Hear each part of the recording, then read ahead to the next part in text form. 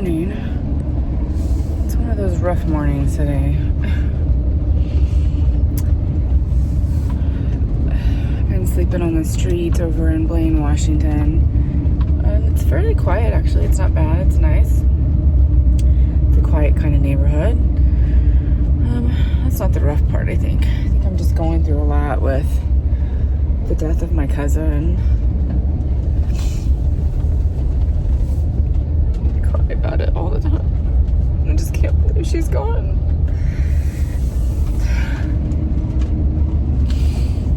She's only 50 when she passed.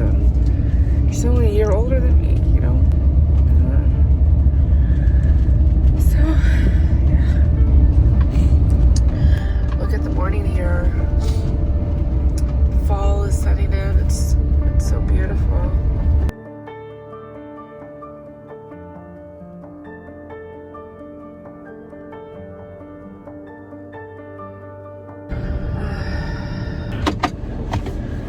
I'm just going to Starbucks. That's what I do when I'm in town. I go to Starbucks and get my drink, and I'm gonna go find a place to work for the day and get through this funk a little bit. This weather is depressing sometimes too, you know? This gray, cloudy Pacific Northwest weather. In its own way, it's beautiful, but I like the sun. So, I must stop crying. Yeah, so, anyways, I just miss her. Yeah, and I wish I could have seen her before she died.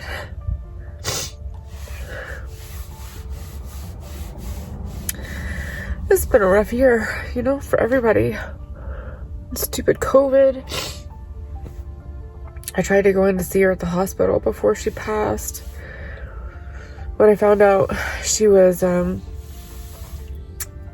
she had a brain leak. She was throwing up one day, and she's been living with cancer, you know, for a while, and she had a brain leak, and they care flighted her from the island to Seattle Hospital, and she was in a coma for a couple of days.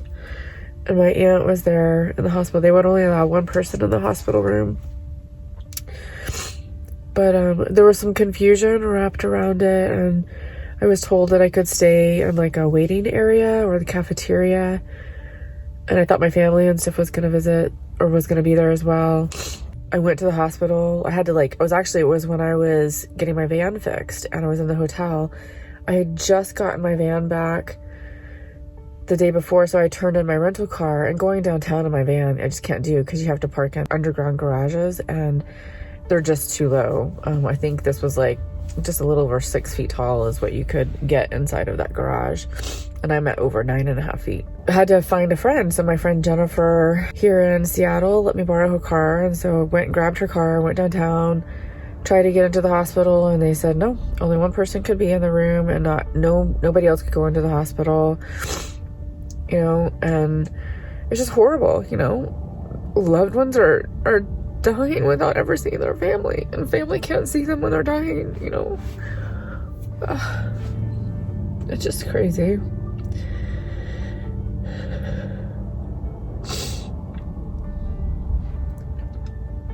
What I don't understand is if masks work, then why can't we go into the hospital?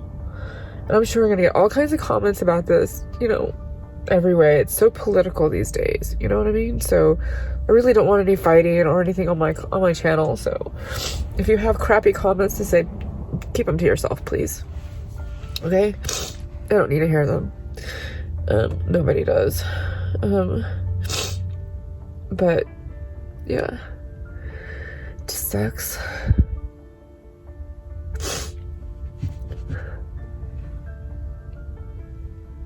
Alright, I'm gonna go and get my coffee. It's probably ready by now. I ordered it online. I love doing that. I love the apps and stuff that allow you to order it online and go in and grab your food and stuff. So I'm gonna go do that, and then I'm gonna go find a place to work. All right.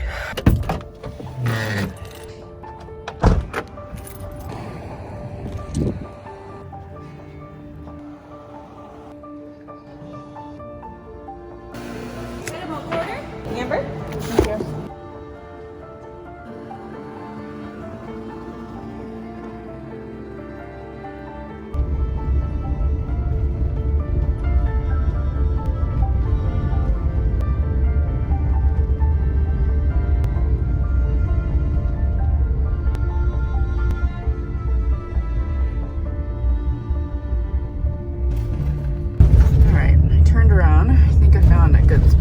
To work for the day, which is right here overlooking the water.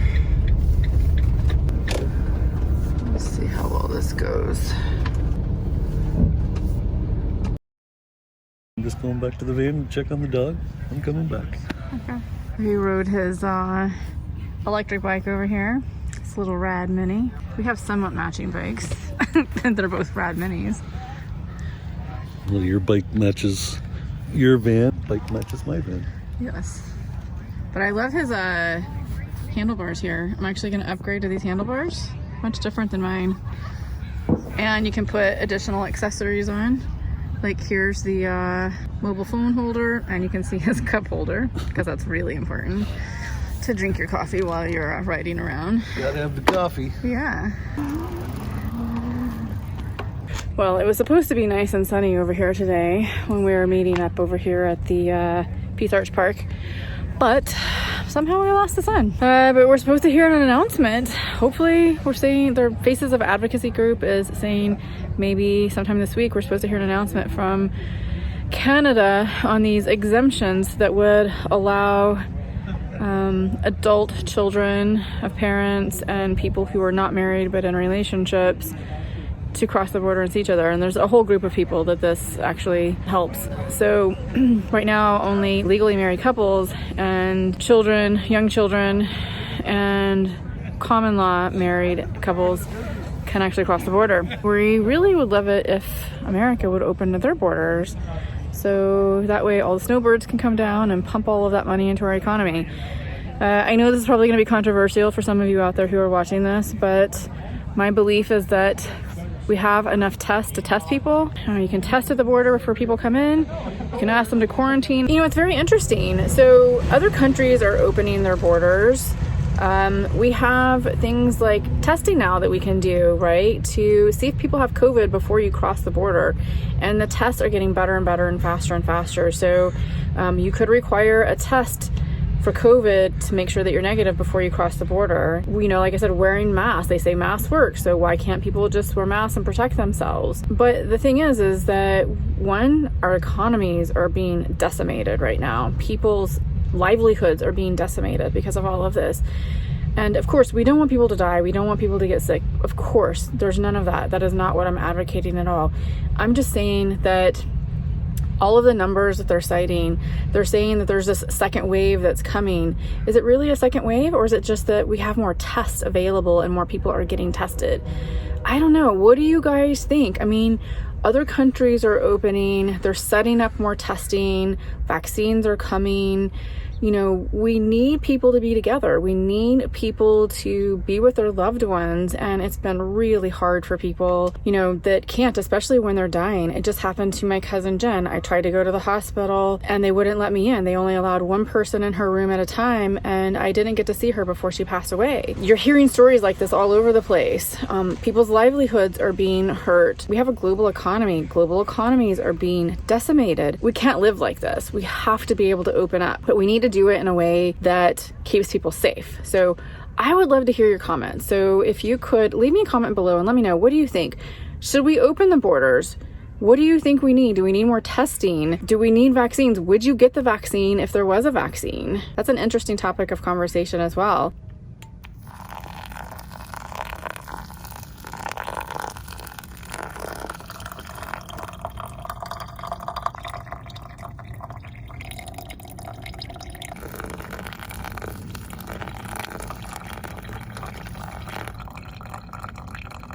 And it is on. Coffee. I love it. I just give it a little stir. I do put my sugar in there. Now, I don't use regular sugar. I use monk fruit sugar. This stuff is amazing. Then I use a little bit of this stuff. Let me shake it really good first. Organic vanilla almond milk, unsweetened.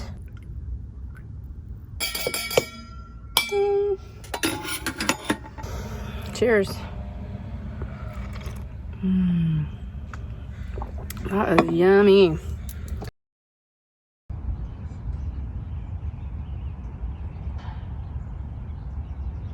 Well, good morning again. I'm back over here again in the Peace Arch State Park, and fingers crossed, today could be a really, really, really good day for exemptions. Looks like there's going to be a press conference later on from Canada around 2:30 Eastern Standard Time. They're going to announce something with the cross-border exemptions in relation to families as well. So it's all over the news. I know that there are US governors who are also asking for Trump to ease restrictions as well. So we'll see what happens. It's gonna be an interesting day. All right, so they're just about to go live here on the changes.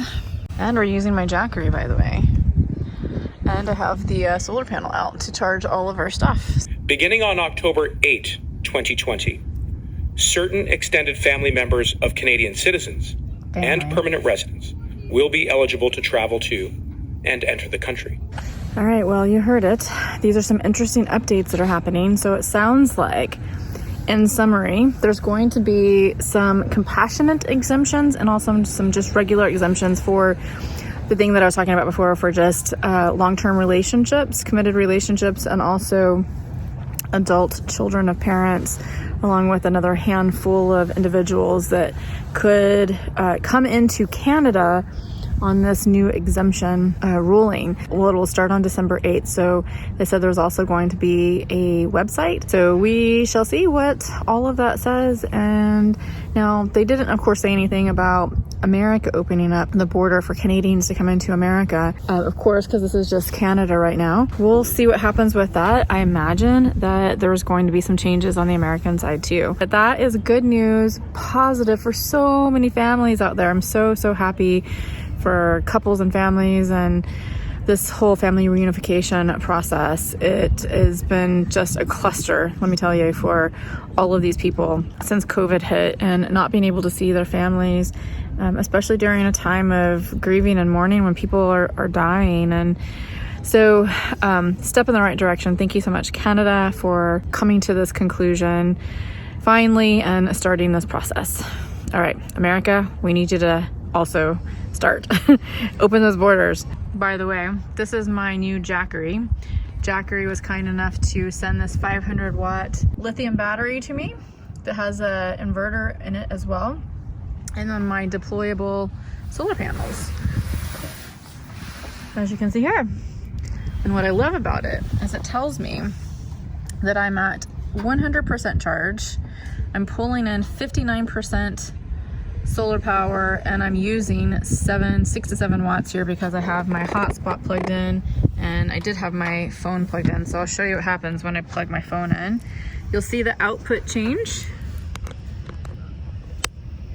Plugged it in, there it goes, just a little bit. It might already be completely charged, but yeah, 10 watts, 21, there we go. The solar panel plugs right into here to the Jackery battery. And then I have them at 2 USBs. There's 3 USB ports, but I have 2 in right now. And you just literally hit that button when you want to turn that particular module on. If I wanted to use DC power here, I would click the DC button and would be able to use that module. And then also AC for your standard 110 plugs. So it's a pure sine wave inverter as well. You can see here. 500 watts. So I absolutely appreciate Jackery for sending me this entire setup for me to try out and see if it's something that I can use in my van. I do have 250 watts of solar on top of my van and a 2000 watt pure sine inverter inside of the RV.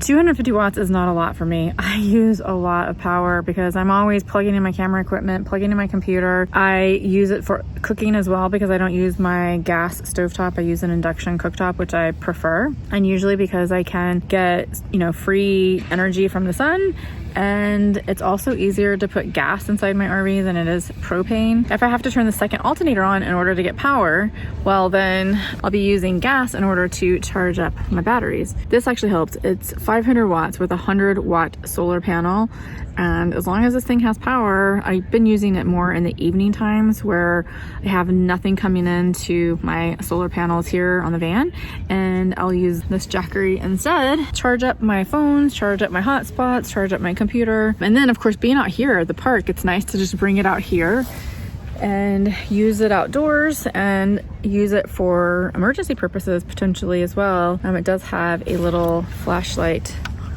Or wait, we were singing, what's the other one? I'm Just a Bill. I was also singing that, do you remember that one from Schoolhouse Rocks? I'm just a bill. How does it go? I can't even say it. I'm just a bill on Capitol Hill. I feel like I'm rapping it. Anyways, you guys remember that Schoolhouse Rocks?